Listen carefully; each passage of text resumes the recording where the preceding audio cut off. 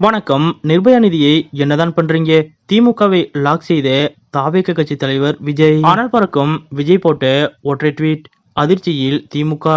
இதை பத்தின முழு விவரத்தோட இப்ப நம்ம பார்க்கலாம். சென்னை அண்ணா பல்கலைக்கழக வளாகத்திற்குள்ளேயே மாணவி ஒருவர் வன்கொடுமைக்கு உள்ளாகியிருக்கும் செய்தி மிகுந்த அதிர்ச்சியையும் வேதனையும் அளிப்பதாக தாவேக தலைவர் விஜய் அவர்கள் தெரிவித்துள்ளார். இது குறித்து அவர் வெளியிட்டுள்ள அறிக்கையில் மாணவியை வன்கொடுமை செய்தவர் கைது செய்யப்பட்டிருப்பதாக காவல்துறை தரப்பில் தெரிவிக்கப்பட்டிருந்தாலும் அவர் மீது விரைவான சட்ட நடவடிக்கை மேற்கொண்டு உரிய தண்டனை பெற்றுத் தர வேண்டும் என தமிழக அரசை வலியுறுத்துகிறேன் என்றும், மேலும் இக்குற்றத்தில் வேறு எவரேனும் ஈடுபட்டிருந்தாலும் அவர்கள் மீதும் உரிய நடவடிக்கை விரைந்து எடுக்கப்பட வேண்டும் என்றும் தாவேக தலைவர் விஜய் அவர்கள் தெரிவித்துள்ளார். அத்துடன் ஒவ்வொரு ஆண்டும் ஒதுக்கப்படும் நிர்பயா நிதியை பயன்படுத்தி பெண்களுக்கு பாதுகாப்பு இல்லாத இடங்களை கண்டறிந்து அங்கு ஸ்மார்ட் கம்பங்கள் அமைத்தல், அவசர கால பட்டன்கள், சிசிடிவி கேமரா, தொலைபேசி உள்ளிட்ட வசதிகளை ஏற்படுத்துதல், மாநகர பேருந்துகள் அனைத்திலும் பெண்கள் பாதுகாப்பை உறுதி செய்தல், பொது இடங்களில் பெண்களுக்கான கழிப்பறை வசதிகள், பெண்கள் பாதுகாப்புக்கான அவசரகால தொலைபேசி மற்றும் கைபேசி செயலி வசதி உள்ளிட்டவற்றை ஏற்படுத்தி கல்வி நிறுவனங்கள், தனியார் நிறுவனங்கள்,